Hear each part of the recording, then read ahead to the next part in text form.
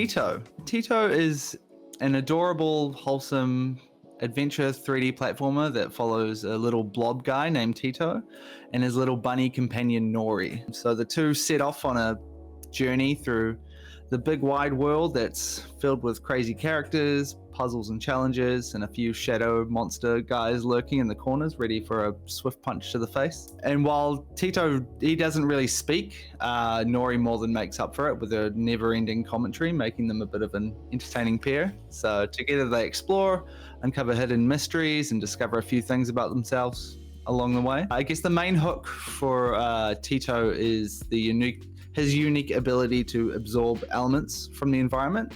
So if he needs to light his way or mount something, he might absorb some fire to become like a bright ball of fiery light. If he needs to sneak past an enemy, he can absorb a bush to don like a ghillie suit that would make him super sneaky. Yeah, so it's like a mechanic that adds sort of an extra layer of creativity to gameplay, letting players sort of experiment around and tackle challenges however they like.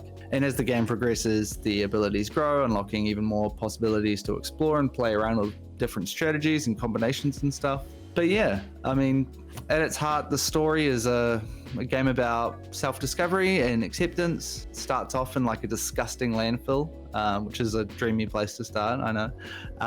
But it kicks off with Nori, our little sentient toy bunny, who's seemingly been lost or abandoned, and she discovers a weird squishy blob thing that springs to life, and that squishy blob guy is Teeto. The main content of the game came from like a mix of my love for classic platformers, plus the idea of like a small, weird, tiny blob creature thing like Teeto exploring a big, crazy world just felt super fun and like a charming thing to make. I guess the abilities sort of like absorption thing, heavily inspired by games like Mario Odyssey or Kirby. A little bit of Boy and His Blob too. Don't know if anyone remembers that one. I guess the vibes that we're going for were like a Spyro meets Kirby with like a hint of games like Crash Bandicoot, Little Kitty Big City, A Hat in Time, Mario Odyssey, all those super really sick games. A bunch of the game inspirations come from my daughter, who's like nearly 3 years old now. The name Teeto is the phrase that she called her bottle of milk for some reason. And we never figured out why she was calling it that, like her Spanish uncle or something. But like when we were coming up for a name and a character, that just seemed like a fun one to do. And the reason Teeto has a bunny is because that's like what my daughter's comfort toy was, and still is, you know. Yeah, like we managed to get her into the game as she voices like a couple of little blue shiny orbs that you find and collect in the level. So you run up to them and the orbs will light up with these big eyes and go like, "Hi Teeto, you found me," and stuff like that. So anything that I managed to get her to say in front of a microphone. So I guess all of her contributions definitely make up for the fact that she's by far the biggest distraction from actually being able to work on this game, in a good way. We started working on this game sort of like super casually in January, so it hasn't been too long.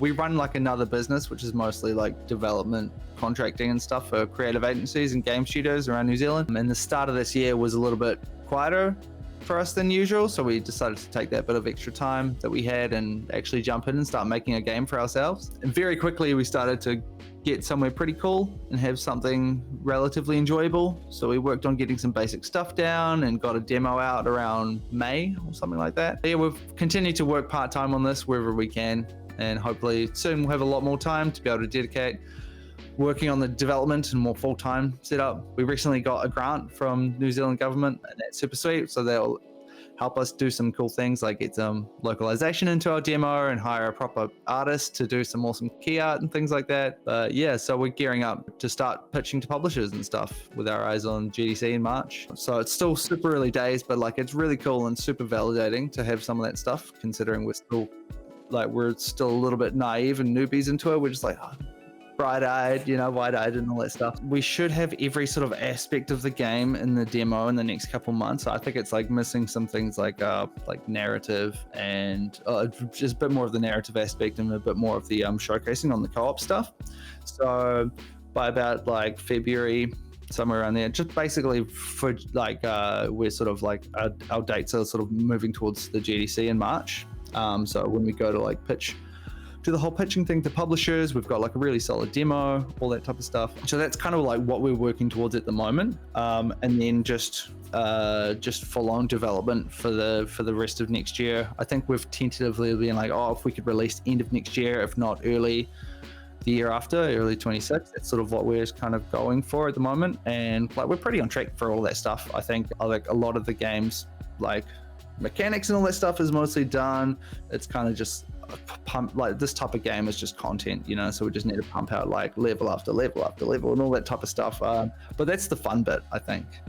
Especially like once you get all the annoying stuff like co-op set up and like, you know, making sure everything's actually working, all that boring stuff. The actual making the levels and testing that stuff out is super fun, and, you know, writing the narrative and that type of stuff. What's your go-to caffeinated beverage when working on the game?